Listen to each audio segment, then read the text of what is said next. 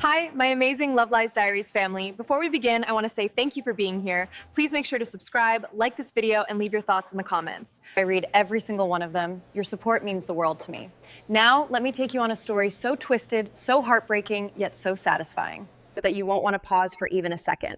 This is a story about betrayal, revenge, and the kind of karma that makes you believe in justice again. My name is Ava. I'm 29 years old, and this is the story of how my twin sister, Melina, betrayed me in the worst possible way, Kerved, and how I got the sweetest revenge by marrying the man she thought she'd stolen from me. But first, let me paint you a picture of where this all began. This is a story about betrayal, revenge, and the kind of karma that makes you believe in justice again. My name is Ava.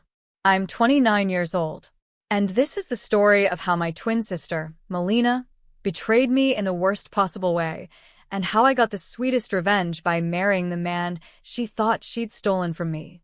But first, let me paint you a picture of where this all began.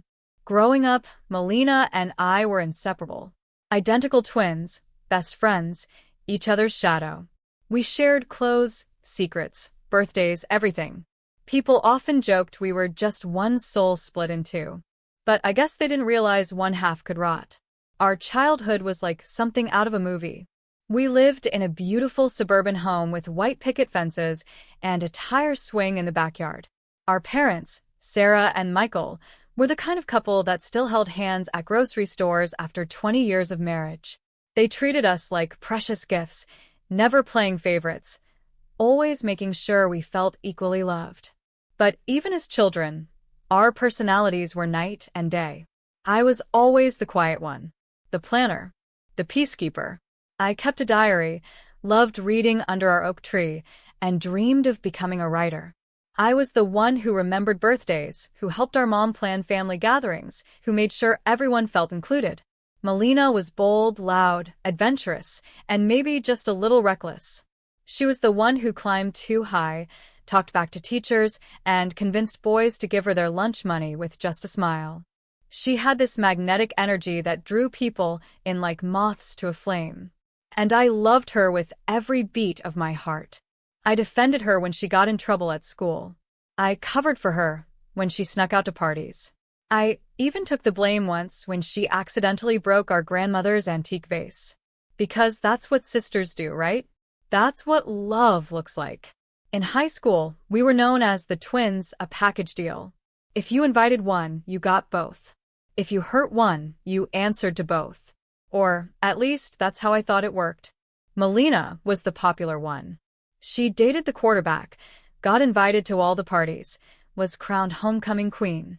I was her quieter shadow, the one who helped her with homework, who listened to her boy drama, who held her hair when she drank too much at senior prom. I didn't mind being in her shadow. I genuinely believed that her happiness was my happiness, that her success was our success, that twins meant forever. College separated us for the first time. Melina went to a big state school on a partial cheerleading scholarship. I went to a smaller liberal arts college 2 hours away, majoring in English literature.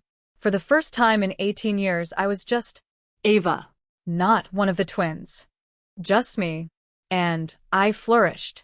I joined the writing club, made friends who loved books as much as I did, and discovered that I had my own voice, one that didn't need to harmonize with anyone else's. I wrote poetry, short stories, and started a blog about literature that actually gained a small following. But every weekend, I drive home to see family. And every weekend, Melina would regale me with stories of her college adventures, the parties, the boys, the drama. She seemed to be living 10 lives while I was quietly building one. After graduation, we both moved back home temporarily. I got a job at a local magazine as a junior editor. Melina bounced between jobs, retail, waitressing, a brief stint as a social media manager for a local gym. She said she was finding herself. I said I was building my career. It was during this time at 25 that I met Daniel. And everything changed. I met Daniel at a coffee shop on a rainy Thursday morning. I was there early, working on a freelance article, when this tall, dark-haired man in a navy peacoat asked if he could share my table. Everywhere else was packed. Of course, I said, not looking up from my laptop. Thank you. I promise I'm not one of those people who takes phone calls in coffee shops, he said with a smile that I could hear in his voice. When I finally looked up, I forgot how to breathe. Daniel was beautiful in that understated way, the kind of man who didn't know he was handsome. Soft brown eyes behind wire-rimmed glasses, a crooked smile, hands that looked like they could build something or write something beautiful. He was reading a worn copy of Pablo Neruda's poetry. 20 love poems and a song of despair, I said, nodding at his book. That's brave reading for 8 a.m. He laughed, a real laugh, not the polite chuckle most people give strangers. I'm a high school English teacher. I'm prepping for a unit on love poetry.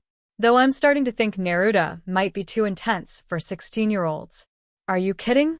16 is exactly when you need Neruda.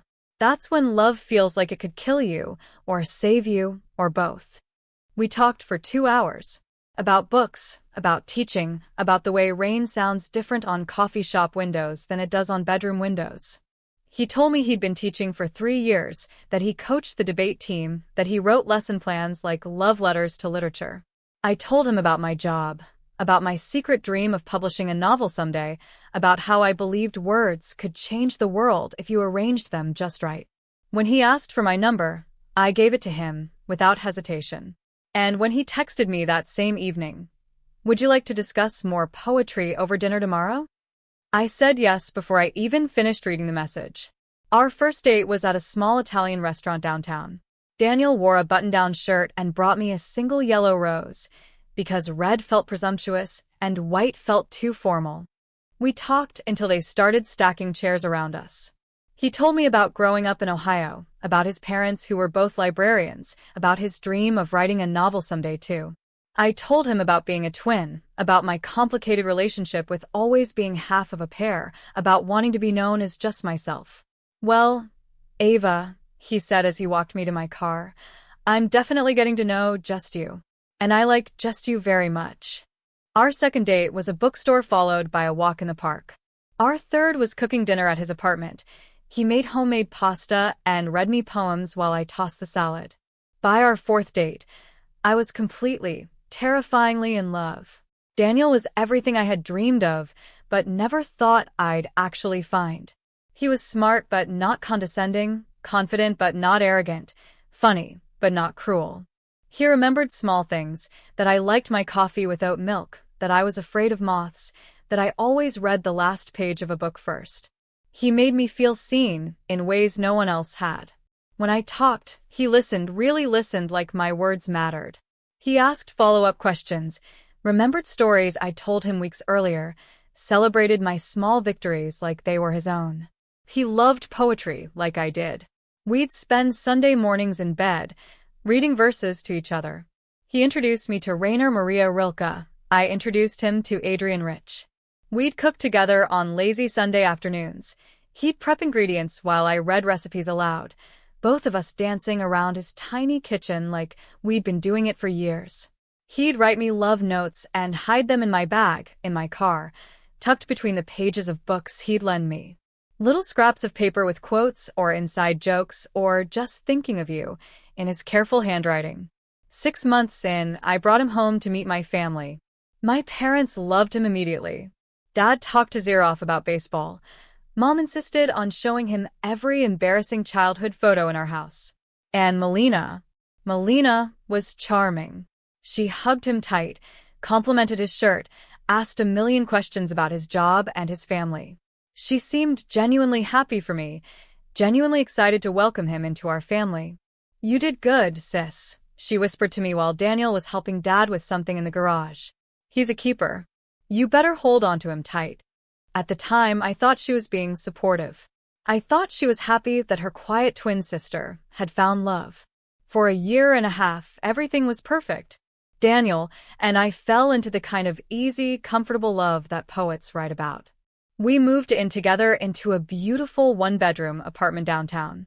We adopted a rescue cat named Fitzgerald. We talked about the future like it was a given, where we'd travel, what our wedding would look like, how many kids we wanted. He proposed on a Thursday evening in October. I remember because I'd had a terrible day at work.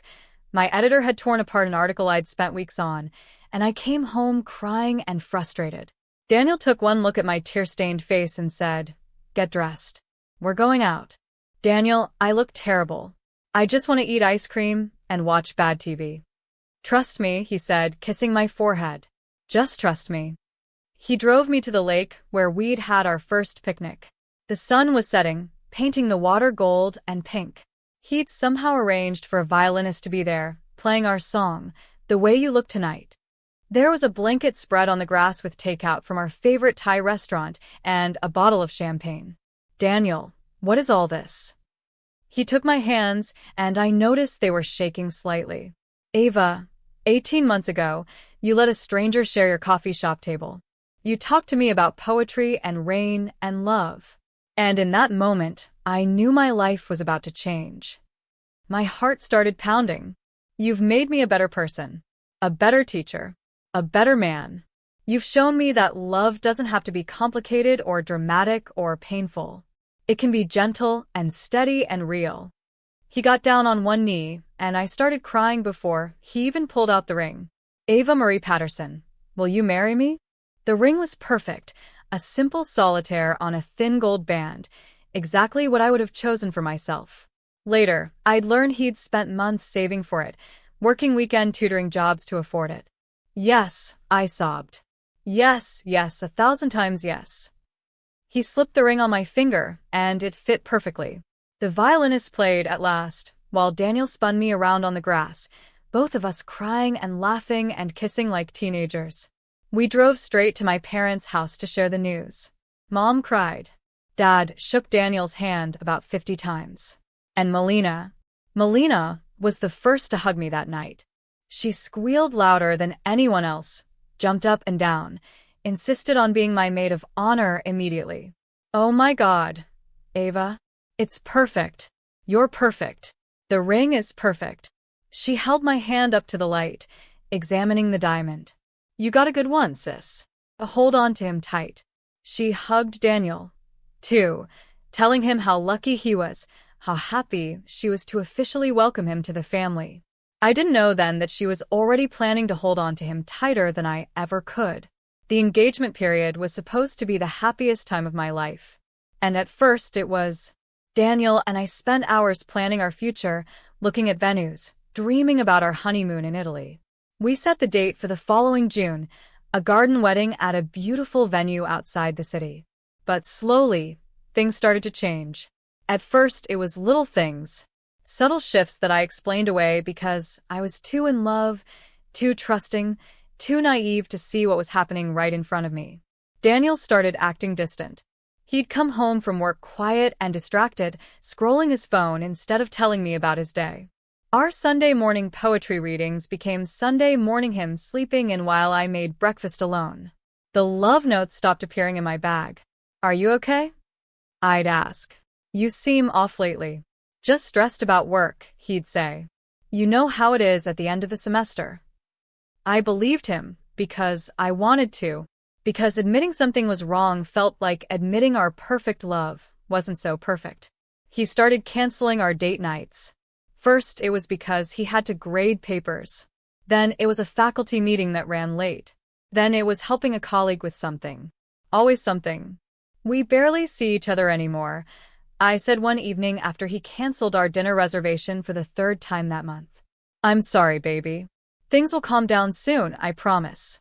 The wedding planning is just a lot. I think I'm feeling overwhelmed." I suggested we postpone the wedding. Take some pressure off. He said no, he wanted to marry me. He just needed to get through this rough patch at work. But the rough patch never seemed to end. And then there was Melina. Suddenly, my twin sister was everywhere. She'd show up at our apartment unannounced, saying she was in the neighborhood. She'd called Daniel directly instead of calling me first, something she'd never done before. She offered to help with wedding planning, inserting herself into conversations with vendors and making suggestions that contradicted decisions Daniel and I had already made. "Melina thinks we should have the ceremony later in the day," Daniel would say. Melina suggested a different florist. Melina found a band she thinks would be perfect. When had Melina become so involved in wedding planning? When had Daniel started caring so much about her opinion? I thought you wanted a small wedding, I said one evening after Daniel mentioned another one of Melina's suggestions. I do. But Melina makes some good points about making it more festive. Festive. Melina's favorite word. She'd hang around even when I wanted alone time with Daniel. Movie nights became threesomes with my sister providing commentary. Cooking dinner became group efforts with Melina helping by distracting Daniel while I did most of the work. Don't you have your own life? I finally asked her one evening after she'd spent the entire day at our apartment. What's that supposed to mean? She said, looking genuinely hurt. I mean, don't you want to date someone? Find your own relationship. I'm focusing on myself right now. And I want to be here for you during this exciting time. Isn't this what sisters do? I felt guilty for questioning her. She was being supportive, right? She was helping with the wedding, spending time with us as a couple. This was what I'd always wanted, for my sister to be part of my happiness. But then came the texts. Late-night messages from Melina popping up on Daniel's phone. I'd see the notifications light up his screen while we were watching TV, and he'd quickly flip the phone over or slip it into his pocket. Who's texting you so late? I'd ask. Just work stuff, he'd say. Or, my mom. Or, nobody important. But I saw Melina's name. I saw the frequency of the messages. One night, I worked up the courage to ask directly, why is Melina texting you at 11 p.m.? Daniel looked uncomfortable. She had some questions about the wedding, about planning your bachelorette party, actually. She wanted it to be a surprise. A surprise. A bridal surprise. That made sense, right? That explained the secretive texts, the private conversations, the way they'd stop talking when I walked into a room. I believed him because I wanted to believe him, because the alternative was too terrible to consider, because love makes you blind and stupid. But my gut was screaming. That instinct every woman has, the one that knows when something is wrong even when everything looks right. I'd wake up in the middle of the night with my heart pounding for no reason. I'd catch Daniel staring at nothing with a guilty expression. I'd notice how Melina's eyes lingered on him when she thought I wasn't looking. Am I being paranoid? I asked my friend Jessica over coffee one afternoon. Jessica was my closest friend outside my family, a fellow writer who'd been supportive of my relationship from the beginning. About what? I don't know. Daniel's been distant. And Melina is around a lot. They text each other. Something feels off. Jessica set down her coffee cup, choosing her words carefully. Have you talked to Daniel about how you're feeling? He says it's work stress. And the wedding planning. And what does your gut say? My gut said something was very, very wrong. But my heart said I was being insecure and paranoid and sabotaging my own happiness. I don't know. I lied. Ava, you're one of the most intuitive people I know. If something feels off, maybe you should trust that feeling. But I didn't trust it. I pushed it down, told myself I was being ridiculous. Daniel loved me. We were getting married in 3 months.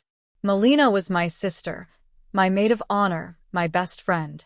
She would never, except she would. And she did. It all came crashing down on a rainy Tuesday evening in March. I remember every detail of that day like it's burned into my memory. The smell of rain on concrete, the color of the sky, the exact outfit I was wearing, the song playing on my car radio. I'd had a good day at work for once. My editor had praised an article I'd written, and I'd gotten positive feedback from readers. I left the office early, feeling lighter than I had in weeks, and decided to surprise Daniel with his favorite soup from the deli near his school. It was comfort food, chicken and dumplings from this little place run by an elderly couple who remembered your order and asked about your day. Daniel had been having a rough week with difficult students and parent conferences, and I thought a warm surprise might help. I stopped by the deli, chatted with Mrs. Chun about the weather, bought a pint of soup and some fresh bread. I was feeling domestic and loving, imagining Daniel's face when I showed up unexpectedly with his favorite meal. I drove to his apartment. Our apartment, technically, though I still thought of it as his since he'd lived there first. I parked in my usual spot, grabbed the soup and my purse, and practically skipped to the front door. I let myself in with my key, calling out cheerfully, "Honey, I'm home." And I brought comfort food. Silence. That should have been my first clue. Daniel's car was in the parking lot. The lights were on. But there was no answer to my greeting, no footsteps coming to meet me. No, hey, baby, you're home early. Just silence. And then, music. Soft, coming from upstairs. Our bedroom. I set the soup on the kitchen counter, kicked off my heels, and started toward the stairs. I was thinking maybe Daniel was taking a shower. Maybe he hadn't heard me come in over the sound of the water and the music. But as I climbed those stairs, every step felt wrong. The music wasn't coming from the bathroom. It was coming from the bedroom. And underneath it, I could hear something else. Voices. Soft murmurs. And then, a moan. At first, I froze. My brain couldn't process what I was hearing. Maybe it was the TV. Maybe Daniel was watching a movie. Maybe I was imagining things because I'd been so paranoid lately. But as I reached the top of the stairs, as I moved closer to our bedroom door, there was no denying what I was hearing. Moaning, heavy breathing, the unmistakable sounds of, no, no, no, no. I stood outside our bedroom door for what felt like hours, but was probably only seconds. Part of me wanted to turn around, walk back down the stairs, leave the soup on the counter, and pretend I'd never come home early. Pretend I'd never heard what I was hearing. But I couldn't. I had to know. Even though knowing would destroy everything, I had to see. I pushed open the bedroom door. And there they were, in our bed. The bed where Daniel told me he loved me for the first time. The bed where we'd planned our future, where we'd whispered dreams to each other in the dark, where he'd proposed we spend every night for the rest of our lives. Daniel, my fiancé, the man I was supposed to marry in 3 months, and Melina, my twin sister, my maid of honor, my other half, tangled together like they belonged there, like this was natural, like this was right. For a moment, time stopped. I couldn't breathe, couldn't move, couldn't think. I just stood there, watching my world collapse in real time. Daniel was on top of her, his face buried in her neck. Her legs were wrapped around his waist. Her hands were in his hair, the same hair I'd run my fingers through 1,000 times. They hadn't noticed me yet. They were too lost in each other, too consumed by whatever this was between them. And then Melina opened her eyes and saw me. She didn't scream. She didn't push Daniel away. She didn't look surprised or guilty or ashamed. She just looked at me with these calm, almost satisfied eyes and slowly pulled the sheets up to cover herself. "Ava," she said softly, like she was greeting me at a coffee shop. "I didn't plan this. We just happened." That's when Daniel realized I was there. He scrambled off of her, grabbing for his boxers, his face white with shock and horror. "Ava, this isn't, I can explain." But he couldn't explain, because there was no explanation, no excuse, no words that could undo what I'd just seen. I dropped the soup. The container hit the hardwood floor with a wet splat, chicken and dumplings spreading across the bedroom like evidence of my naivety, my stupidity, my complete and utter blindness. Daniel looked like he was going to be sick. He opened his mouth to speak, then closed it again. He reached toward me, then dropped his hand. But Melina sat up in bed, pulling the sheet around herself like a robe, and looked at me with something that almost resembled pity. "Ava, honey, I know this is hard to see, but Daniel and we have something real, something passionate, something you two never had." "Get out," I whispered. "What? Get out," I screamed, finding my voice. "Both of you, get out of my sight." Daniel was scrambling for his clothes. "Ava, please let me explain. This was a mistake. It didn't mean anything." "It didn't mean anything?" Melina's voice was sharp. "It meant something to me. They were arguing. About me, about each other, about what this meant. Like I wasn't even there. Like I was just an inconvenient obstacle to their great love story." I turned around and walked out. Down the stairs, past the soup spreading across our bedroom floor, past the life I'd built with a man who'd just destroyed everything. I didn't cry. Not yet. I was too numb, too shocked, too broken to cry. I got in my car and drove. I didn't know where I was going. I just drove through the rain, through the city, until I found myself in the parking lot of a 24-hour grocery store, empty except for few overnight shift workers. And then I screamed. I screamed until my throat was raw, until my voice gave out, until the pain in my chest felt like it might actually kill me. I screamed for the love I'd lost, for the trust that was broken, for the sister who'd betrayed me, for the future that had just evaporated. I screamed until I had nothing left. The days that followed were a blur of tears, phone calls, and family drama that made my heartbreak feel even more impossible to bear. I didn't go home that night. I couldn't face the apartment that smelled like betrayal, couldn't sleep in sheets that had been contaminated by my sister's treachery. Instead, I drove to Jessica's house at midnight, looking like a ghost, and collapsed on her couch. She took one look at me and knew what happened. They were in our bed. Daniel and Melina. I couldn't even finish the sentence. Jessica held me while I cried, brought me tea I couldn't drink, and let me stain her favorite pillows with mascara and heartbreak. The next morning, my phone was buzzing nonstop. Missed calls from Daniel, texts from Melina, voicemails from my parents, who'd apparently been filled in on the situation. I turned off my phone and tried to disappear. But you can't disappear from a betrayal this big. Not when it involves family. By the afternoon, my parents were at Jessica's door, looking haggard and confused and heartbroken for their daughters. Both of their daughters. "Ava, sweetheart," Mom said, her eyes red from crying. "Come home. We need to talk about this as a family." "There's nothing to talk about," I said, my voice hoarse from crying. "She slept with my fiancé. End of story." "It's not that simple," Dad said, though he looked like he wanted to punch something. She's devastated. She says it wasn't supposed to happen like this. That you weren't supposed to find out this way." "Find out this way?" I laughed, but it came out bitter and broken. Was there a better way to find out that my sister was screwing my fiancé? "Ava." "No, Dad. Don't. Don't try to manage this. Don't try to make this okay. There's no okay here." But eventually I went home. Because where else do you go when your world implodes? Where else do you run when your family is both the source of your pain and your only refuge? The next few days at my parents' house were a nightmare. Melina was there, of course, playing the victim in her own betrayal story. She'd cry at the breakfast table, talking about how she never meant for it to happen, how she fought her feelings for months, how she and Daniel had tried to stay away from each other. "We tried, Ava," she said through tears during one particularly awful family meeting. "But love doesn't follow rules. You can't control who you fall in love with." "Love?" I stared at her.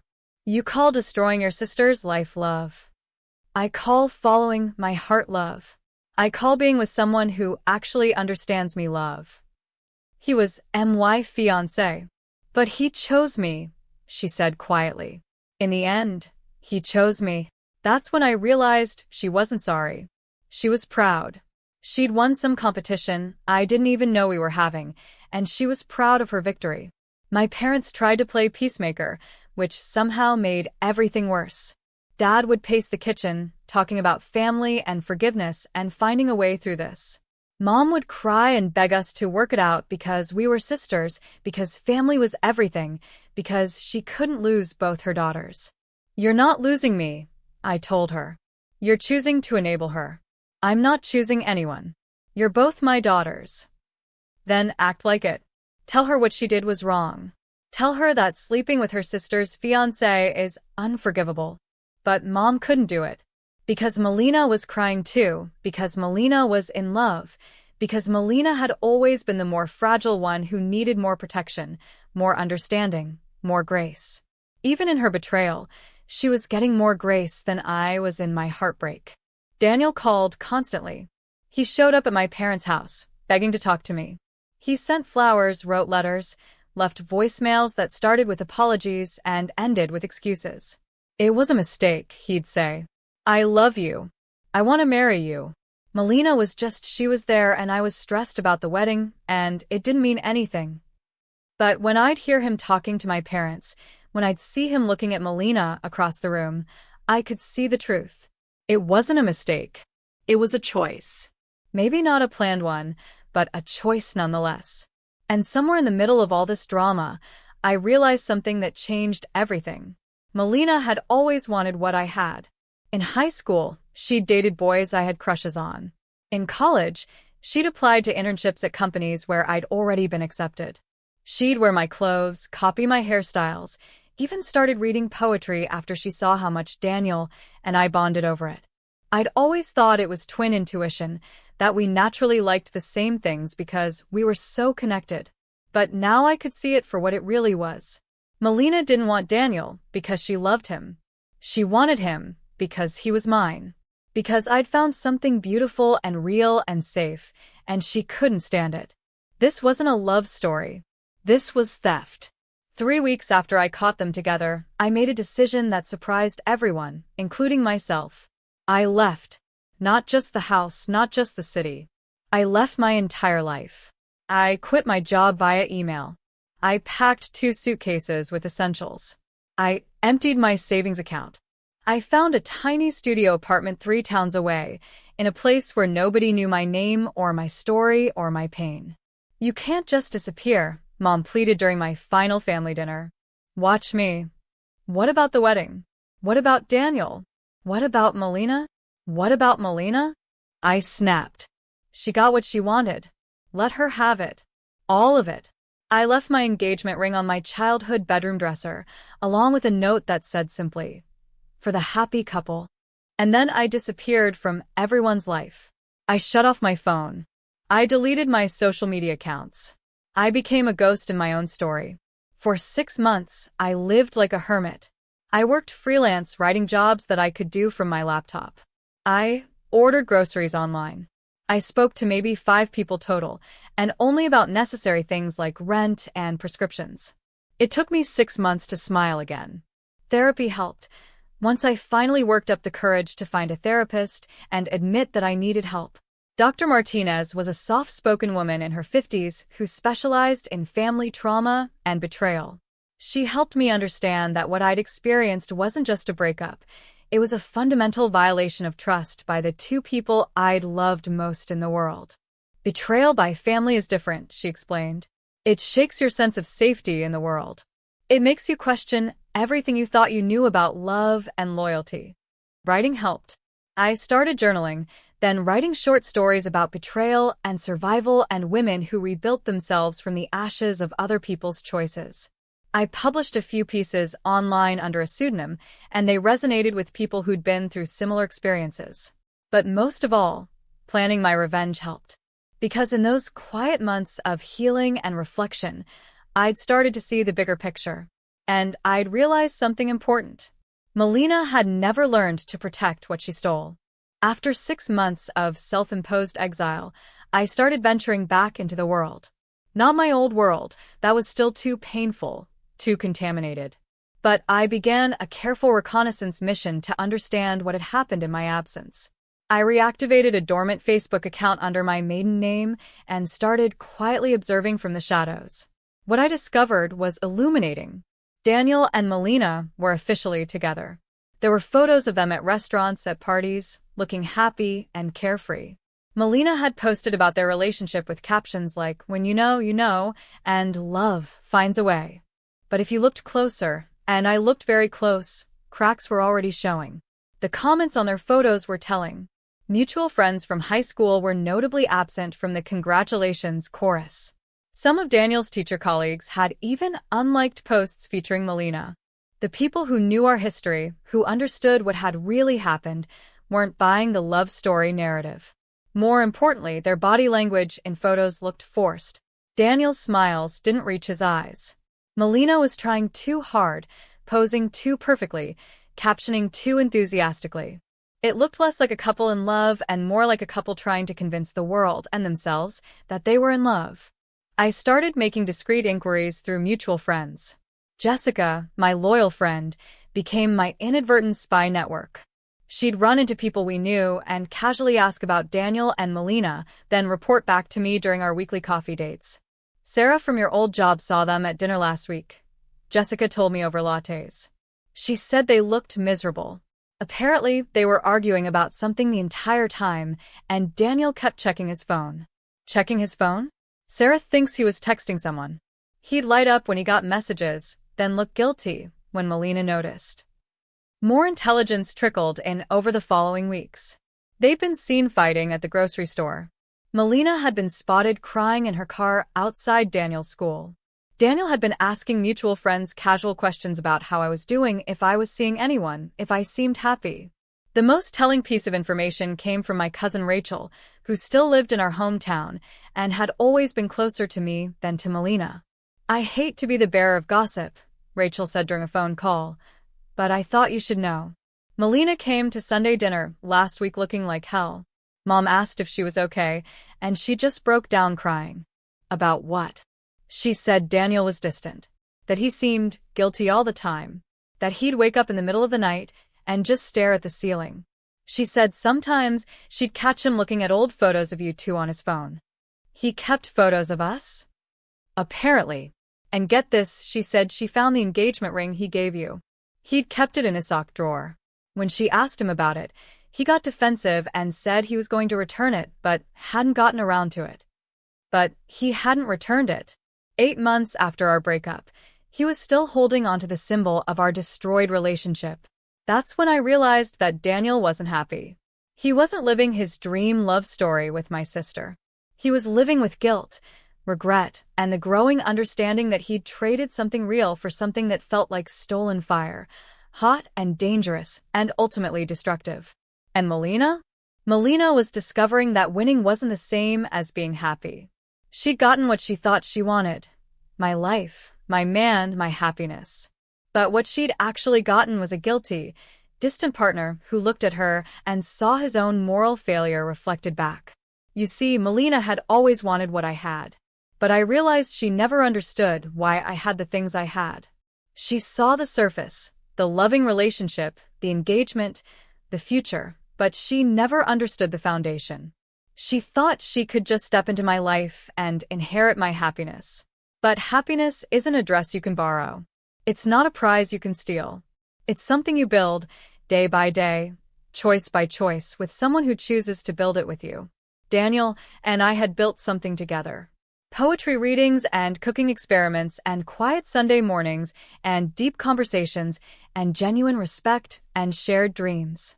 Melina had just taken the man and expected the relationship to come with him. But relationships aren't transferable. Love isn't transferable. And guilt is a terrible foundation for a future.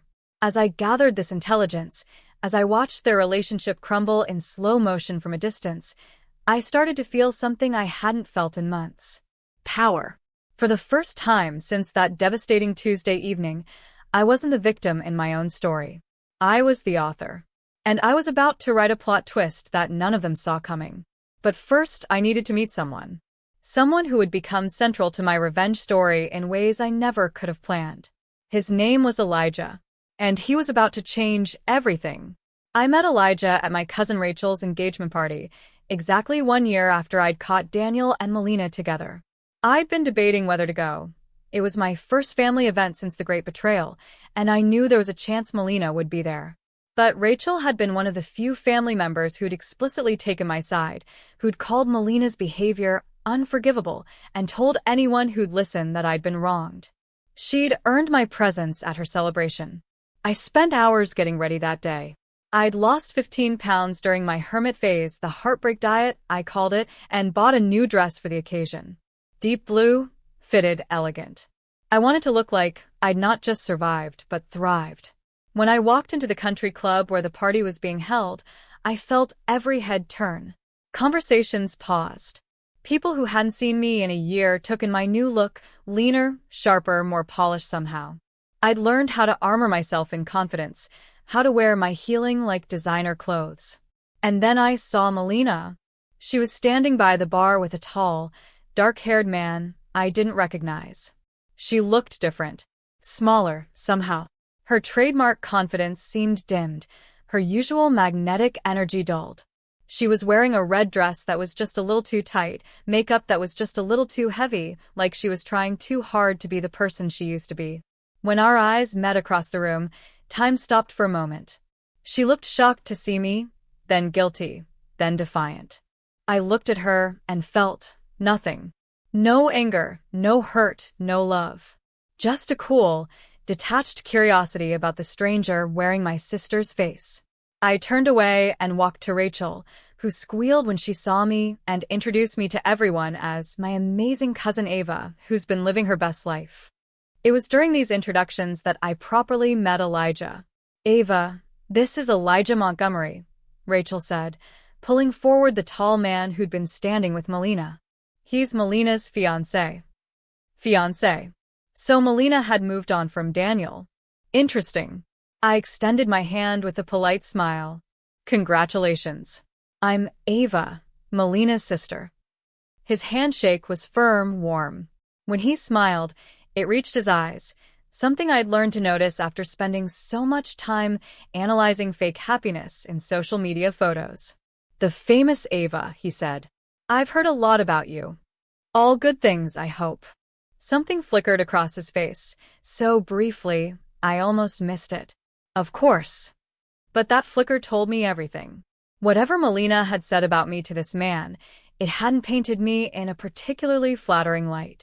Which meant she was still spinning narratives, still playing victim, still rewriting history to make herself look better. Elijah was handsome in a completely different way than Daniel.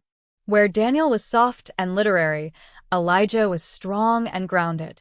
He looked like someone who worked with his hands, who could build something or fix something broken. He had kind eyes and calloused fingers, and a way of listening that made you feel heard. Throughout the evening, I found myself watching him. Not because I was attracted to him, I was still too raw, too guarded for that, but because he seemed sad. Like someone who was trying very hard to be happy and not quite succeeding. I watched him with Melina, and what I saw was familiar. The same forced smiles I'd seen in their social media photos. The same trying too hard energy. But more than that, I saw him watching her with a kind of careful wariness, like someone who'd learned not to trust completely.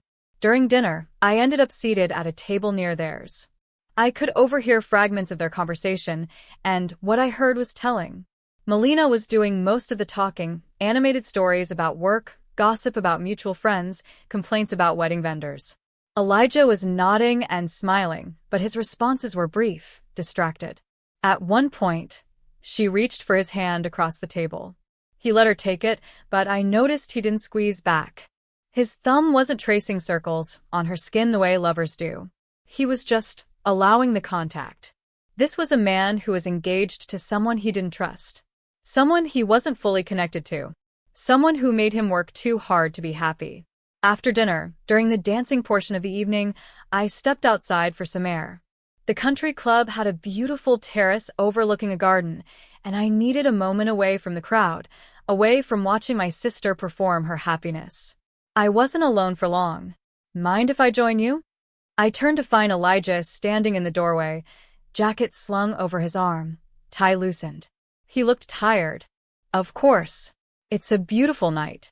He came to stand beside me at the railing, close enough that I could smell his cologne, something woody and clean, nothing like the literary professor scent Daniel used to wear.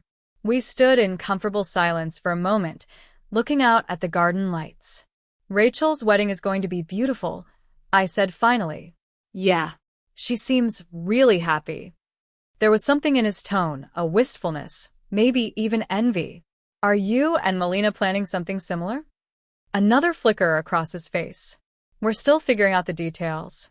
Which was not an answer. Which was, in fact, the kind of non-answer someone gives when they're not sure there's going to be a wedding at all. How long have you two been together? About 8 months. 8 months. So she'd moved on from Daniel quickly. Very quickly. That's not very long to get engaged, I said carefully. He was quiet for a moment then. Melina knows what she wants.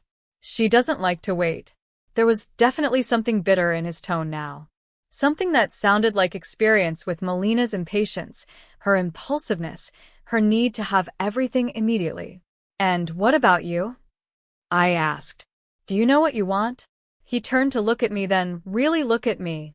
I thought I did. The way he said it, The way his eyes held mine, it was the first completely honest thing he'd said all evening. And in that moment, I realized that Elijah Montgomery was not a happy man. He was a good man trying to love a complicated woman, and it was wearing him down. I should get back, he said after a moment. Melina will wonder where I went. Of course. He started to leave, then turned back. It was nice talking with you, Ava. Really talking, I mean. After he left, I stood on the terrace for a long time, thinking. Melina had found herself another good man. Another kind, honest, genuine person who deserved better than what she was capable of giving. And for the first time in a year, I felt something other than numbness when I thought about my sister. I felt sorry for her. Not because of what she'd lost when she betrayed me, but because of what she'd never learned to build. She collected people like trophies, but she didn't know how to love them. She knew how to win them, but not how to keep them.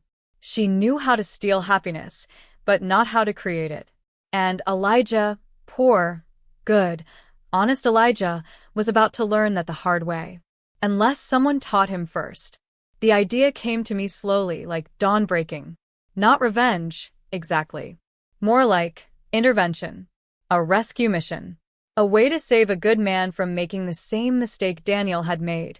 Mistaking Melina's intensity for love, her passion for depth, her need for devotion. I started going to more family events. Birthday parties, holiday dinners, casual get-togethers. Always polite to Melina. Always friendly to Elijah. I was the perfect, supportive sister, the one who'd moved on, who'd forgiven, who was happy to see her twin happy. And slowly, carefully, Elijah and I became friends. It started innocently enough. Family events where Elijah and I would end up in the same conversation groups, talking about books or current events while Melina held court elsewhere. He was intelligent, well-read, and starved for real conversation. The kind Melina wasn't particularly interested in providing. Have you read any Murakami? He asked me at my parents' anniversary party, noticing the book in my purse. I'm working through his entire catalog. This is Hard-Boiled Wonderland and the End of the World. What about you? I loved Norwegian Wood. There's something about his writing that makes you feel less alone in the world, you know? I did know. And the fact that he understood that he craved literature that connected him to something deeper, it reminded me of why I'd fallen for Daniel initially.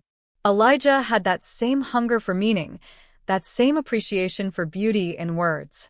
But unlike Daniel, Elijah seemed steadier, more grounded, like someone who'd been tested by life and emerged stronger rather than bitter.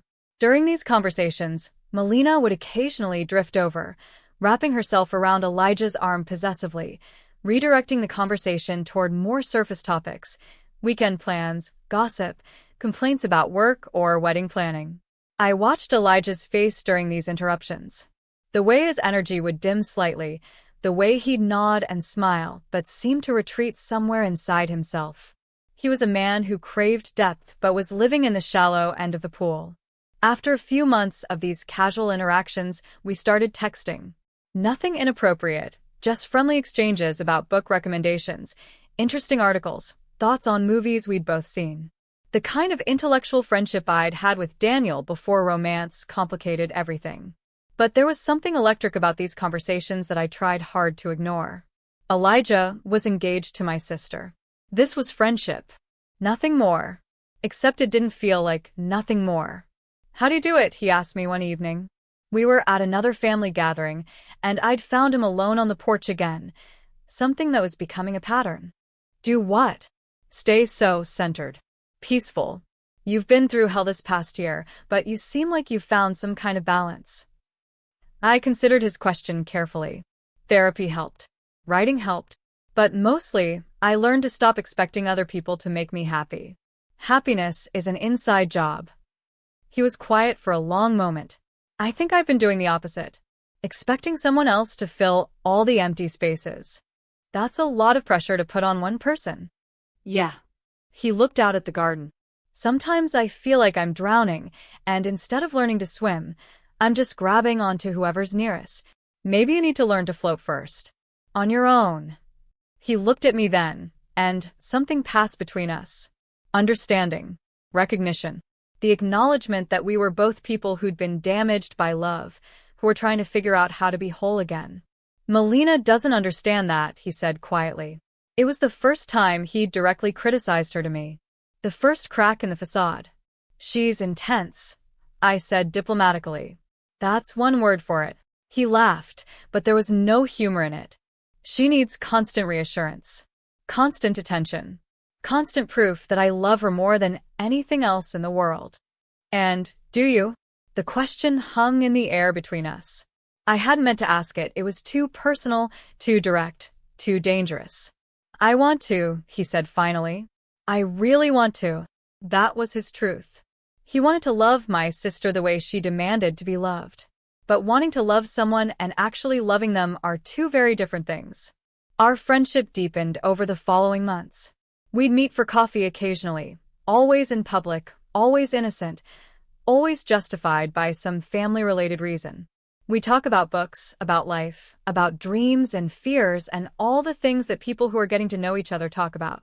I learned that Elijah was a carpenter by trade, that he built custom furniture and renovated historic homes. He'd grown up in a small town, had been married before, briefly, to his college girlfriend, a marriage that ended amicably when they realized they were better friends than lovers. He learned that I was writing again, that I'd started freelancing for several magazines, that I was working on a novel about family betrayal and recovery. He asked thoughtful questions about my work, remembered details from previous conversations, celebrated my small successes in ways that made me feel truly seen. What I didn't tell him was that our friendship was becoming the best part of my weeks, that I looked forward to our conversations more than I should, that I was starting to care about him in ways that had nothing to do with revenge and everything to do with genuine affection. And what he didn't tell me, but what I could see in his eyes, in the way he looked at me when he thought I wasn't watching, was that he was falling for me too. The situation came to a head during Thanksgiving dinner at my parents' house. It was the first major holiday I'd attended since the betrayal, and everyone was walking on eggshells, trying to maintain some semblance of normal family dynamics. Melina was in full performance mode, playing the perfect girlfriend, telling stories about their relationship, showing off her engagement ring, making plans for their spring wedding. But I could see the cracks in her performance. The way she kept touching Elijah possessively. The way she monopolized conversations. The way she bristled when anyone paid too much attention to him. Elijah, for his part, looked exhausted. He smiled at the right moments, laughed at the right jokes, but there was a deadness behind his eyes that reminded me of how Daniel had looked during those last weeks before I caught him with Melina. After dinner, I was in the kitchen helping my mom with dishes when Elijah appeared with an armload of plates. "Let me help," he said. Mom smiled at him. "You're such a good boy, Elijah. Melina is lucky to have you." Something flickered across his face, so quickly that Mom didn't notice it. But I did. We worked in companionable silence for a few minutes, him rinsing dishes, me loading the dishwasher. It felt domestic. Natural. Like something we'd done together 100 times before. "Thank you," I said quietly. "For helping with dishes? For being here? For making this easier?" I gestured toward the dining room where our families were still gathered. These gatherings used to be really hard for me, but having you here, it helps. You make things feel normal again. He stopped rinsing the plate in his hands and looked at me. Really looked at me. "Ava, I know," I said quickly. "I know this is complicated. I know you're with Melina. I'm not trying to make things harder for you. You're not making things harder. You're making them clearer." Before I could ask what he meant, Melina appeared in the kitchen doorway. "There you are," she said brightly, but I could hear the edge in her voice. "I was wondering where you disappeared to." "Just helping with cleanup," Elijah said, stepping away from me slightly. "How sweet. But come on, we need to get going. I want to stop by that new wine bar downtown. Actually, I'm pretty tired. Maybe we could just go home." Melina's smile tightened. "We never go out anymore, Eli. All we do is stay home. We went out last weekend. That was with your friends. I want to do something fun. Something spontaneous." I watched this exchange with growing understanding. This was their dynamic, Melina pushing, demanding, never satisfied, and Elijah giving ground, compromising, trying to keep peace. It was exhausting just to witness. Go, I said, drying my hands on a towel. I can finish up here. See, Melina said triumphantly. Ava doesn't mind. She's used to cleaning up messes. The comment was barbed, designed to hurt. A reference to my life falling apart, to being left to pick up the pieces while she moved on to bigger and better things. But instead of hurt, I felt something else. Pity. Because I could see what Melina couldn't see, that she was driving away another good man with her neediness, her selfishness, her complete inability to consider anyone else's needs. Elijah saw it too. I could tell by the way his jaw tightened, by the way he looked at me with something that might have been an apology. We should go, he said quietly. After they left, I finished the dishes alone, thinking about the look in Elijah's eyes. The exhaustion. The frustration. The growing realization that he'd gotten himself engaged to someone who didn't make him happy. It was exactly how Daniel had looked during those final months. But Elijah was different from Daniel. Stronger. More self-aware. He wouldn't cheat to escape his situation. He was too honorable for that. He would, however, eventually realize that he deserved better. That he deserved someone who appreciated his kindness instead of taking advantage of it. Someone who wanted to build a life with him instead of just starring in her own romantic drama. Someone like me. That night, I got a text from him. Thank you for tonight. For making everything feel normal. I needed that more than you know. I stared at that text for a long time before responding. Anytime. That's what friends are for. But we both knew we were becoming something more than friends. And we both knew that it was only a matter of time before we had to decide what to do about it. The moment everything changed came on a snowy evening in February, almost exactly 2 years after I'd caught Daniel and Melina together. I was home alone, working on my novel, when my phone rang. It was Elijah. And he was devastated. Ava. His voice was thick with emotion. I'm sorry to bother you, but can I come over? I need to talk to someone. Of course. Are you okay? You sound. I'll explain when I get there, if that's okay. 20 minutes later, he was at my door, looking like someone had died.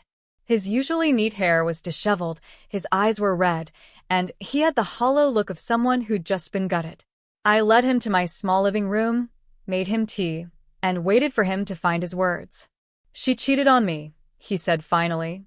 My blood went cold. What? Melina. She's been having an affair. With her boss. For 3 months. I felt like I'd been hit by lightning.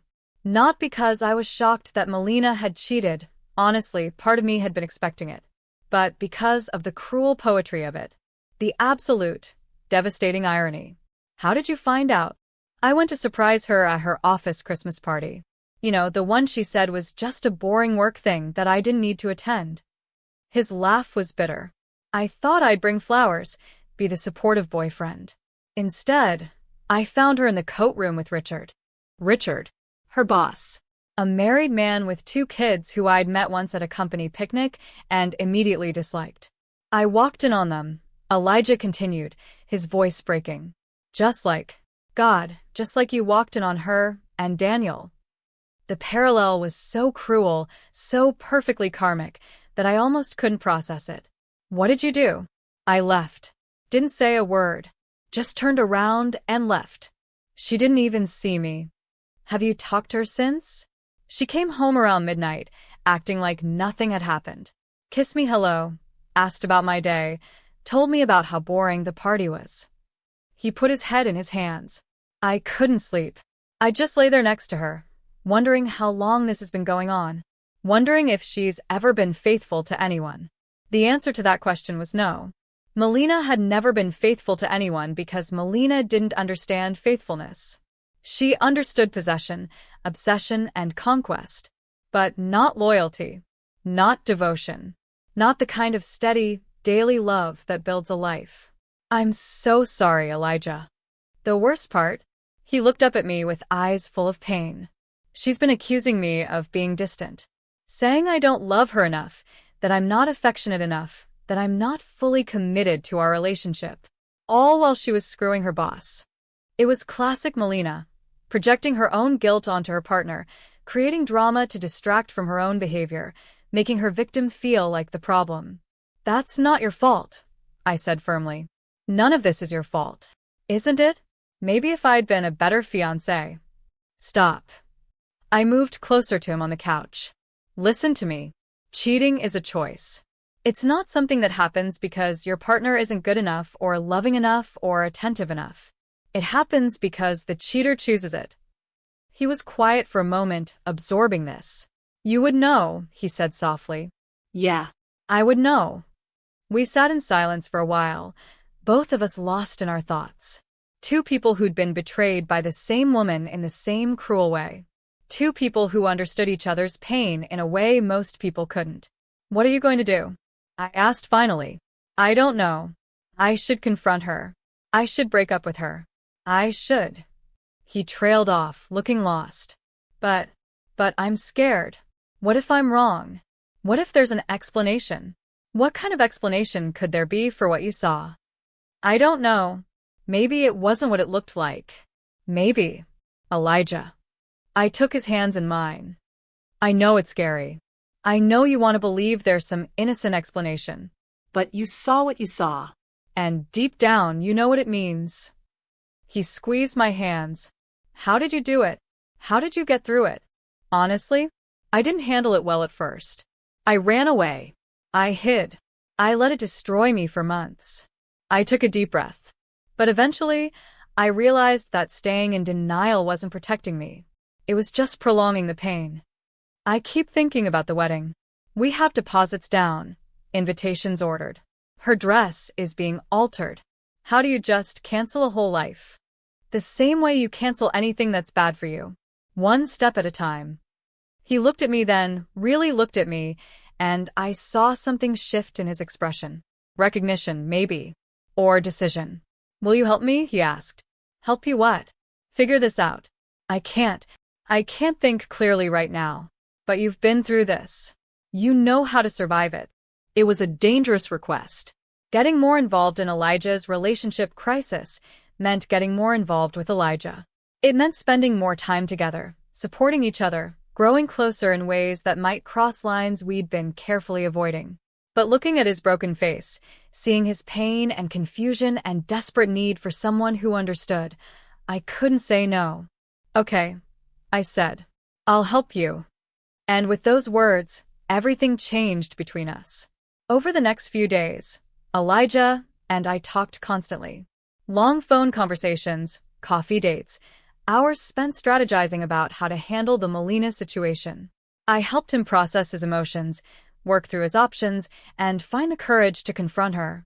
But more than that, we were building something together. A partnership based on mutual understanding, respect, and genuine care for each other's well-being. The kind of solid foundation that real love grows from. 3 days after the coat room discovery, Elijah finally confronted Melina. He called me afterward, sounding drained but relieved. How did it go? About as well as you'd expect. She denied everything at first. Then she tried to make it my fault. Then she cried and begged for forgiveness. And I told her I needed time to think. That I was staying at my brother's for a while. How do you feel? Like I can breathe again. For the first time in months, I feel like I can actually breathe. That night, Elijah came over again. Not devastated this time, but emotionally drained and needing comfort. I made dinner, nothing fancy, just pasta and salad, and we ate while talking about everything except Melina. After dinner, we settled on the couch to watch a movie. Halfway through, I noticed Elijah had dozed off, his head tilted back against the cushions. He looked peaceful for the first time since I'd known him. Younger. Less burdened. I grabbed a blanket and gently covered him, trying not to wake him. But as I tucked the blanket around his shoulders, his eyes opened. Sorry, he murmured. I didn't mean to fall asleep. It's fine. you needed the rest. We were very close now, my hand still holding the blanket, his face just inches from mine. I could see flecks of gold in his brown eyes, could smell his clean, woody scent, could feel the warmth radiating from his skin. "Ava," he whispered. "Yeah, thank you. For everything. For being here, for helping me see clearly, for being you." And then he kissed me. It was soft at first, tentative, like he was asking permission. But when I didn't pull away, when I kissed him back, it deepened into something desperate and hungry and real. When we finally broke apart, we were both breathing hard. "I shouldn't have done that," he said, but he didn't move away from me. "Because I'm still technically engaged. Because this is complicated. Because—" I pressed my finger to his lips, silencing his protests. "Elijah, you're engaged to someone who's been cheating on you for months. Someone who's been making you miserable, making you doubt yourself, making you feel like you're not enough. That engagement is already over. You just haven't made it official yet." He searched my eyes. "What are you saying?" "I'm saying that what just happened between us, it wasn't wrong. It was the first right thing to happen to either of us in a very long time." He kissed me again, and this time there was no hesitation, no guilt, no holding back. This time it felt like coming home. We didn't sleep together that night. We both knew we needed to handle the Melina situation first. But we held each other on the couch, talking quietly about the future, about possibilities, about the strange and wonderful way our lives had intersected. "I need to end it with her properly," Elijah said as dawn broke through my living room windows. "She deserves that much, at least. She deserves a lot less than that, but you're a good man. It's one of the things I love about you." The word slipped out before I could stop it. Love. I'd said I loved something about him. "Love?" he asked softly.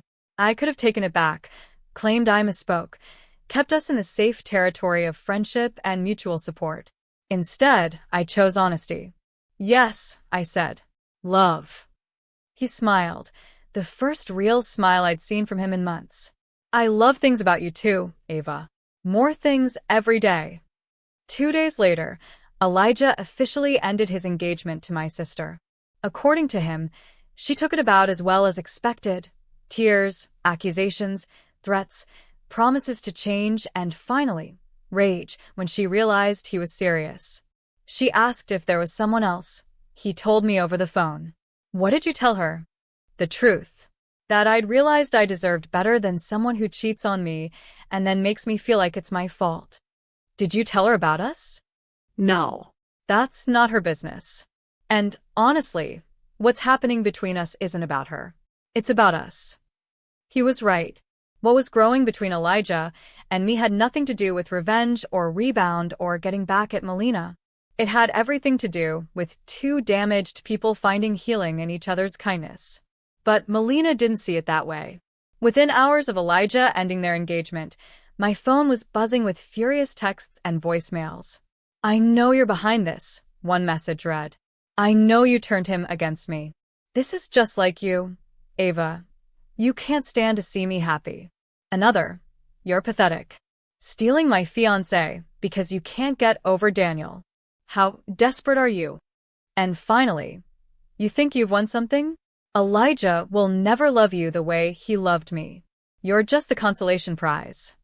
I deleted the messages without responding, because for the first time in 2 years, I didn't need to defend myself against my sister's accusations. I didn't need to prove anything to her or anyone else. I had found something real, something honest, something built on mutual respect and genuine affection rather than stolen passion and guilty secrets. And I was about to turn it into the most beautiful revenge story anyone had ever seen. Not through cruelty or manipulation, but through something far more powerful, genuine happiness. You see, the best revenge isn't hurting the person who hurt you. It's building such an incredible life that their betrayal becomes the best thing that ever happened to you. It's showing them what they lost when they chose to throw you away. But first, I had to deal with the aftermath of Melina's fury. The family drama that followed Elijah breaking up with Melina was intense. Within 24 hours, I was getting calls from my parents, aunts, cousins, everyone wanting to know what had happened, everyone trying to piece together the timeline. "Did you know Elijah was going to break up with her?" my mother asked during one particularly tense phone call. "I knew he was unhappy, Mom. But did you influence his decision?" I took a deep breath. Mom, Elijah found out Melina was cheating on him with her married boss. For months. His decision to end the engagement had nothing to do with me. Silence on the other end of the line. She was cheating? Mom's voice was small, devastated. Again? Again. That one word said everything. My parents had hoped Melina had changed, that her betrayal of me had been a one-time mistake born of confused emotions. But deep down, they'd known the truth about who their daughter really was. I'm sorry, Mom. Oh, honey, that poor boy. He seemed so sweet, so genuine. I really thought. She trailed off then. Are you, and Elijah? We're figuring it out, I said honestly. But whatever happens between us started after his relationship with Melina ended. It was the truth. Emotionally, Elijah and Melina's relationship had ended months ago when she started cheating. The engagement had just been paperwork at that point. But Melina, predictably, wasn't going to accept responsibility for her own actions. Melina launched a full-scale campaign to paint me as the villain in her story. According to her version of events, I was the jealous, bitter sister who couldn't stand to see her happy. I was the manipulative ex-fiancé who deliberately seduced her boyfriend out of spite. She conveniently left out the part about cheating on him for 3 months. She called everyone we knew, friends, family, even some of my professional contacts, spreading her narrative. She posted cryptic social media messages about family betrayal and people who smiled to your face while stabbing you in the back. Some people believed her. Melina had always been charismatic, and she told her story with tears and passion, and just enough truth mixed in to make it believable. But the people who mattered, the people who really knew us both, saw through it. She's doing exactly what she did 2 years ago, Jessica said over coffee, shaking her head. Playing victim while taking no responsibility for her own choices. Rachel was more blunt. She cheated on her fiancé and then got mad when he left her for it. Now she's trying to blame you instead of looking in the mirror. Even some of Melina's friends started to distance themselves. It's hard to support someone when their pattern of behavior becomes undeniable. Meanwhile, Elijah and I were taking things slowly, carefully. We both understood the weight of the situation, the complicated family dynamics, the potential for more drama. We didn't want to give anyone ammunition to use against us. We went on proper dates, dinner, movies, long walks in the park. We talked for hours about everything and nothing. We discovered shared interests and values that went far deeper than our mutual experience with Melina's betrayal. Elijah was building me a bookshelf for my apartment, a beautiful piece of cherry wood that he designed specifically for my collection. He'd work on it in his garage workshop while I wrote in his kitchen, both of us content in each other's presence. You know what I love about this? He said one evening, looking up from sanding the wood. What? It feels peaceful, easy, like we're not performing for each other or trying to prove anything. We're just us. He was right. With Daniel, there had been passion and poetry and grand romantic gestures. With Elijah, there was something steadier, a sense of coming home to yourself in another person's presence. Melina always needed everything to be a production, he continued. Every date had to be Instagram-worthy. Every moment had to be documented and shared and performed. I got exhausted trying to keep up with her need for constant drama. Drama was always her drug, I agreed. She couldn't tell the difference between passion and chaos. You're not chaotic, he said, setting down his sandpaper and coming over to where I was sitting. You're like still water, deep and calm and real. He kissed me then, softly, and I felt that same sense of rightness that had been growing between us for months. 3 months after Elijah's breakup with Melina, we made our relationship official. Not with a big announcement or social media post. We simply stopped hiding it. We went to family events together. We introduced each other as boyfriend and girlfriend. We acted like the couple we'd become. The family reaction was mixed but mostly positive. My parents were cautious, but clearly relieved to see me happy again. My extended family was supportive, especially once they understood the full timeline of events. And Melina? Melina lost her mind. And Melina swaying on my doorstep, her makeup smeared, her hair disheveled, pointing an accusatory finger at Elijah. You, she snarled. You lying, cheating bastard. The irony was so thick you could cut it with a knife. Melina, go home, Elijah said calmly. You're drunk. I'm drunk. I'm drunk. You're sleeping with my sister, and I'm the problem? You cheated on me, he reminded her. For months. With your boss. Our relationship ended the moment you made that choice. That meant nothing. Richard meant nothing. It was just physical. I stepped forward. Just like Daniel meant nothing? Just physical? She turned her fury on me then, her eyes blazing with alcohol and rage. Don't you dare compare this to Daniel. What I had with Daniel was real. What I have with Richard it's complicated. But this. She gestured wildly between Elijah and me. This is just you being vindictive. You can't stand that I found happiness after Daniel, so you stole it from me. I didn't steal anything, I said quietly. You threw him away when you decided to sleep with someone else. He would have forgiven me. We could have worked through it. But you poisoned him against me. I told him the truth when he asked for it. That's what friends do. Friends. She laughed, high and hysterical. Is that what you're calling it? You've been plotting this from the beginning. You saw that I was happy and you couldn't stand it, so you seduced him. Elijah stepped between us. Melina, that's enough. Ava didn't seduce anyone. What happened between us happened because I was already done with our relationship. Because I was tired of being lied to and cheated on and made to feel like I was never good enough. You were good enough. I loved you. No, he said firmly. You loved the idea of me. You loved having someone who adored you unconditionally. But you didn't love me.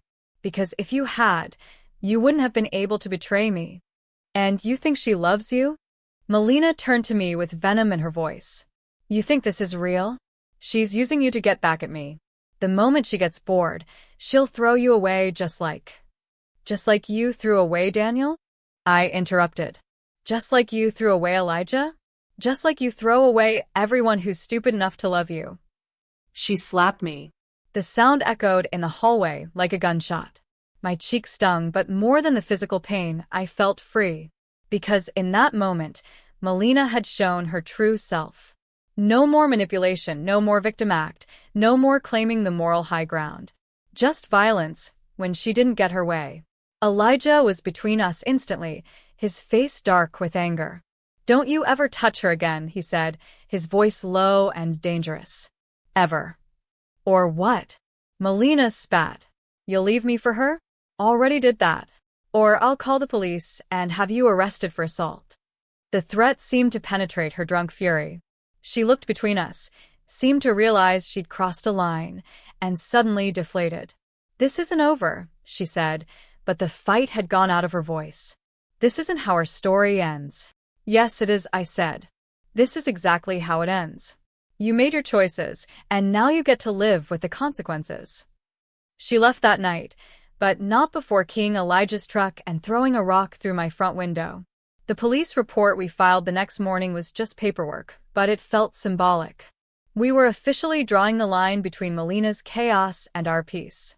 In the months that followed, Elijah and I built something beautiful together. Not just a relationship, but a life. A partnership based on mutual respect, shared values, and genuine affection.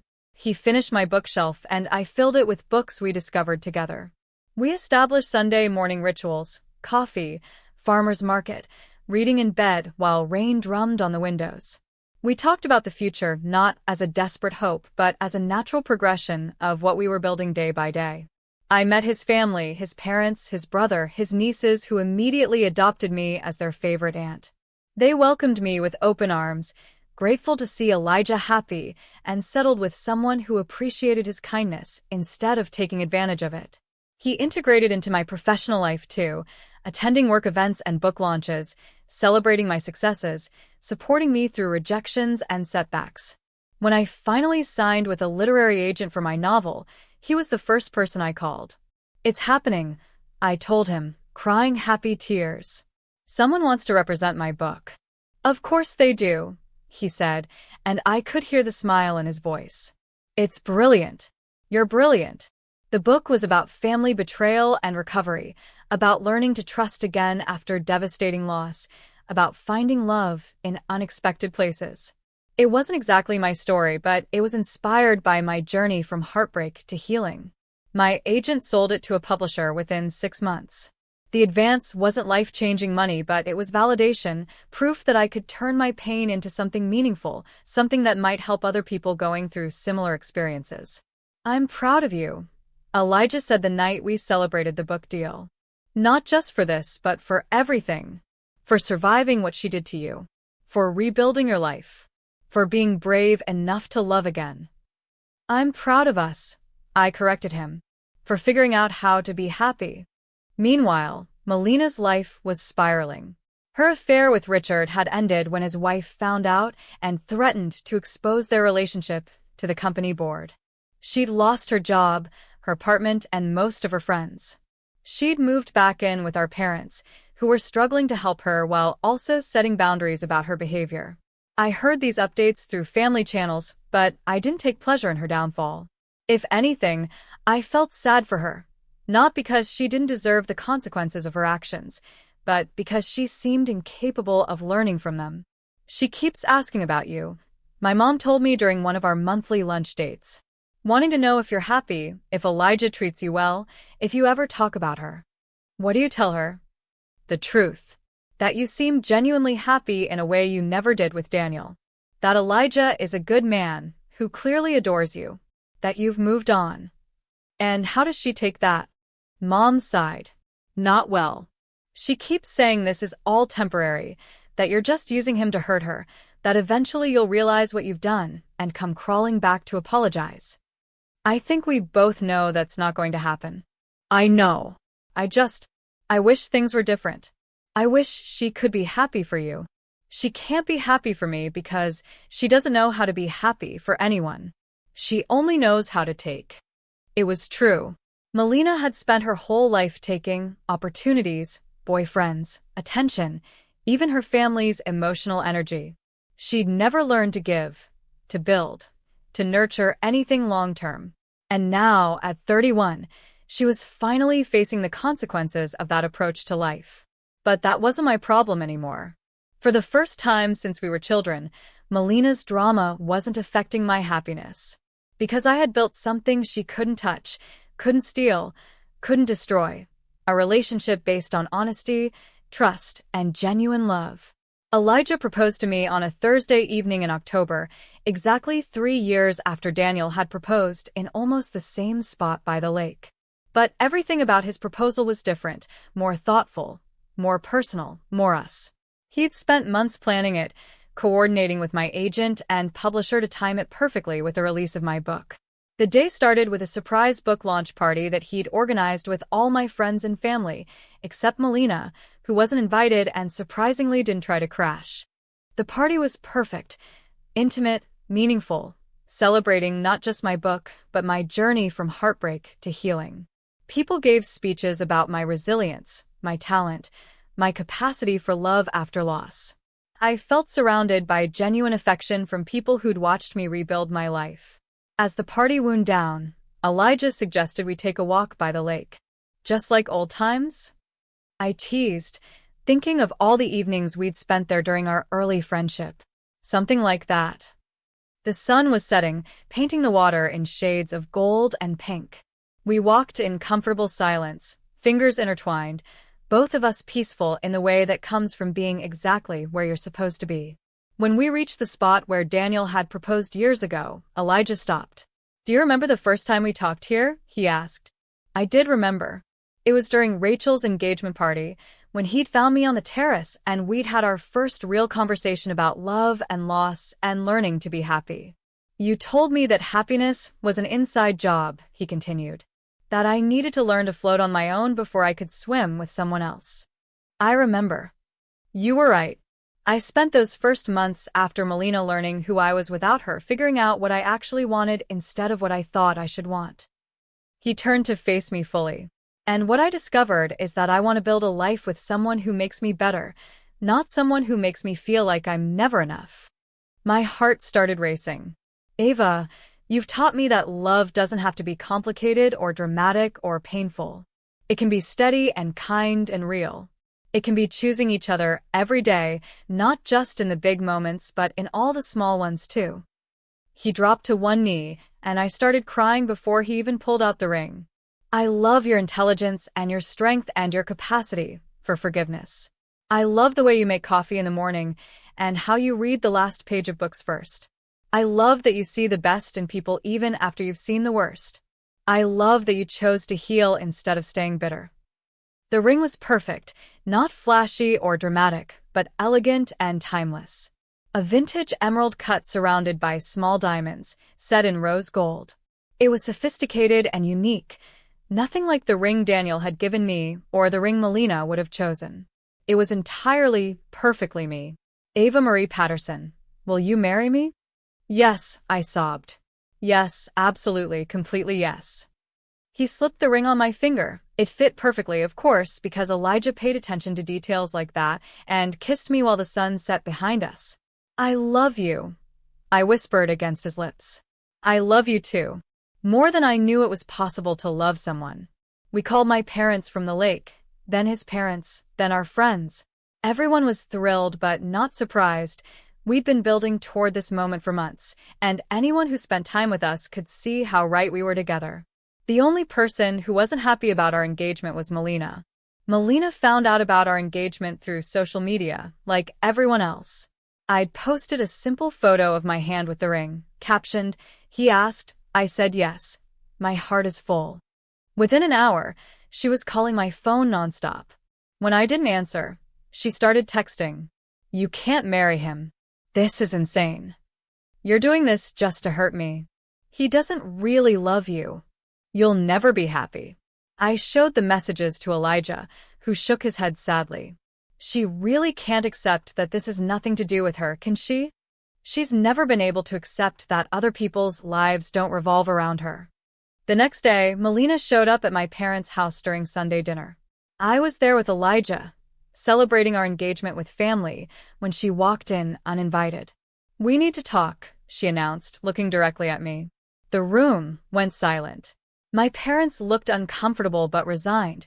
They'd been dealing with Melina's drama for months and were exhausted by it. "There's nothing to talk about," I said calmly. "There's everything to talk about. You can't marry him, Ava. This whole thing is a mistake." Why? "Because he was engaged to you first. Because you don't actually love him. This is all some elaborate revenge plot against me." Elijah started to respond, but I put a hand on his arm. This needed to come from me.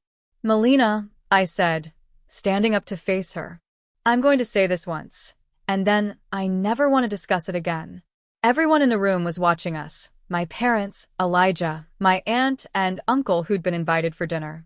This felt like the final confrontation we'd been building toward for 3 years. "I didn't steal Elijah from you. You threw him away when you decided to cheat on him. I didn't seduce him or manipulate him or plot against you. We became friends because we both understood what it felt like to be betrayed by you. We fell in love because we're compatible in ways you and he never were." Her face was flushed with anger, but I continued. "You seem to think this is all about you, that my happiness exists only to spite you. But the truth is, you stopped being the main character in my story the day I walked in on you and Daniel. This relationship, this engagement, this life I'm building, none of it is about you." "That's not true." "It is true. And the reason you can't accept it is because you've never built anything of your own. You've only ever taken what belonged to other people. But you can't take this, Melina. You can't steal what's already yours, and Elijah was never yours." Not really. "Because you never learned how to hold on to anything." She was crying now, but they were angry tears, not sad ones. "You think you're so perfect," she spat. "You think you're better than me. I don't think I'm perfect. I think I've learned from my mistakes. I think I've chosen healing over bitterness. I think I've built something real with someone who loves me for who I am, not who he thinks I should be." "He'll leave you," she said desperately. "Just like Daniel left you for me. Men always choose me, Ava. I'm more exciting, more passionate." More destructive, Elijah interrupted quietly. You're more destructive, Melina. And some of us get tired of having our lives destroyed. The truth of his words hung in the air. Melina looked around the room, seeming to realize for the first time that no one was on her side. Everyone was tired of her drama, her selfishness, her refusal to take responsibility for her own choices. Fine, she said finally. Marry him. But don't come crying to me when it all falls apart. I won't, I promised. Because it won't fall apart. It's built on a foundation you never learned how to create: mutual respect and genuine love. She left that day, and I haven't seen her since. According to my parents, she moved to another state shortly after, claiming she needed a fresh start. I hope she finds whatever she's looking for, but I'm no longer invested in her journey. Elijah and I got married 8 months later in a beautiful garden ceremony at the same venue where I was supposed to marry Daniel. But this wedding was everything that first one never could have been: authentic, joyful, and centered on actual love rather than the performance of love. Everything about our wedding was intentional and meaningful. I wore my grandmother's pearl necklace and carried a bouquet of peonies from Elijah's mother's garden. He wore a suit he'd had custom-made by a local tailor and wooden cufflinks he'd crafted himself. The ceremony was small, just family and close friends who'd supported us through everything. Jessica was my maid of honor, and Elijah's brother was his best man. There were no drama-filled bachelor or bachelorette parties, no destination wedding stress, no family feuds over seating arrangements. Just two people who'd found each other after loss, promising to build a life together based on honesty, kindness, and daily choice. When the officiant asked if anyone objected to our marriage, there was a moment of held breath, everyone wondering if Melina would make a dramatic entrance. But the doors stayed closed, the moment passed, and we continued with our vows. I'd written mine by hand the night before. Elijah, you taught me that love doesn't have to hurt to be real. You showed me that partnership means lifting each other up, not tearing each other down. You've seen me at my worst and chosen to stay. You've celebrated my successes without feeling diminished by them. You've made me braver, kinder, and more myself than I ever thought possible. I promise to love you not just in spite of our scars, but because of how beautifully they've healed. I choose you today and every day for the rest of our lives. His vows made everyone cry. Ava, when I met you, I was broken in ways I didn't even understand. You didn't try to fix me. You showed me how to fix myself. You taught me the difference between being loved for who I pretend to be and being loved for who I actually am. You've made me want to be the kind of man who deserves your love, and you've shown me that I already was. I promise to protect your heart the way you've protected mine. I promise to build dreams with you instead of just sharing them. I choose you, not because you're perfect, but because you're perfect for me. When we kissed after being pronounced husband and wife, it felt like the final chapter of a very long, very complicated story. Not an ending, but a transformation, from a story about betrayal and loss to one about healing and love. The reception was held in the garden as the sun set, with string lights and dancing and toasts that made everyone laugh and cry. My parents welcomed Elijah into our family with speeches about how happy I looked, how proud they were of the life I'd built. His parents talked about how I'd brought their son back to himself. Even some people from our complicated past came to celebrate with us. Daniel, of all people, sent a wedding gift and a note apologizing for the pain he'd caused and wishing us happiness. It was a small gesture, but it felt like closure on that chapter of my life. But the most meaningful part of the evening was the quiet moments, Elijah spinning me around the dance floor while our favorite song played, the way he looked at me like I was the most beautiful thing he'd ever seen, the ease with which we moved through our own party as true partners. No regrets, he asked me during our last dance of the night. About what? Any of it. The whole messy journey that brought us here. I thought about it seriously. The betrayal, the heartbreak, the months of healing, the complicated path that had led us to each other. None, I said. Because without all of that, we never would have found each other. And this, us, this life, this love, it's worth everything we went through to get here. As I finished writing this story, I'm sitting in the living room of the house Elijah and I bought together last year. It's a beautiful old Victorian that he's been slowly renovating room by room with the same careful attention he brings to everything in our life. My book became a bestseller, leading to a 2-book deal and speaking engagements about healing from family trauma. Elijah's furniture business has grown into something amazing. He now has a workshop with 2 employees and a waiting list for his custom pieces. We're expecting our first child in the spring, a daughter we plan to name Hope, because that's what we've built together from the ashes of our separate heartbreaks. I still hear about Melina occasionally through family channels. She's living in California now, working in real estate, dating someone new. My parents visit her once a year and report that she seems better, though what that means, I'm not sure. I don't wish her ill. I don't wish her anything at all, really. She's become irrelevant to my happiness, which is perhaps the most complete victory of all. Sometimes people ask me if I planned all this, if meeting Elijah and falling in love with him was some elaborate revenge scheme. The answer is no. I never planned to fall in love with my sister's fiancé. I never planned any of it.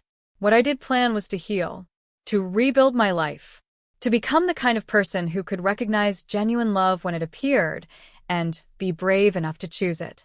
The revenge, if you want to call it that, was simply living well, building something beautiful with someone who chose me every day, refusing to let betrayal make me bitter, turning my pain into purpose and my heartbreak into wisdom. Melina stole my first chance at love, but she inadvertently led me to my last and greatest love. She broke my trust in family, but she taught me to trust myself. She destroyed the life I thought I wanted and forced me to build the life I actually needed. So thank you, Melina. Thank you for betraying me so completely that I had no choice but to rebuild myself stronger. Thank you for showing Elijah who you really were before he married you. Thank you for being exactly the kind of person who would drive away a good man and send him straight to someone who would appreciate him. Thank you for giving me the greatest love story of my life by trying to destroy it. As for Daniel, he reached out last month, asking if we could meet for coffee to talk about closure. I showed the message to Elijah, who laughed and said, "Tell him you already found your closure. It's wearing a wedding ring and building you bookshelves." I didn't respond to Daniel's message. There was nothing left to say to him, no closure needed. That chapter of my life was so thoroughly complete that going back to it would be like trying to reread a book I'd already finished and donated. Instead, I'm writing new chapters. Beautiful ones. Chapters about marriage and motherhood and the kind of love that gets stronger instead of more complicated with time. Chapters about choosing healing over revenge, hope over bitterness, and love over fear. Chapters about winning not by destroying your enemies, but by building a life so beautiful that their betrayal becomes irrelevant. That my YouTube family is the end of this story. Not with revenge or drama or anyone getting their comeuppance, but with something much more powerful, genuine happiness. Because the best revenge isn't hurting the people who hurt you. It's living so well that their opinion of your life becomes completely irrelevant. Thank you for listening to my story. Thank you for your support and your comments and your belief that everyone deserves a happy ending. Thank you so much for watching, my amazing Love Lies Diaries family. If this story resonated with you, please give it a thumbs up and subscribe for more real-life drama stories. Share your thoughts in the comments. I read every single one. And remember, your betrayal is not your ending. It's your beginning. Until next time, choose love. Choose healing. Choose yourself. Zoxo, Ava Red Heart.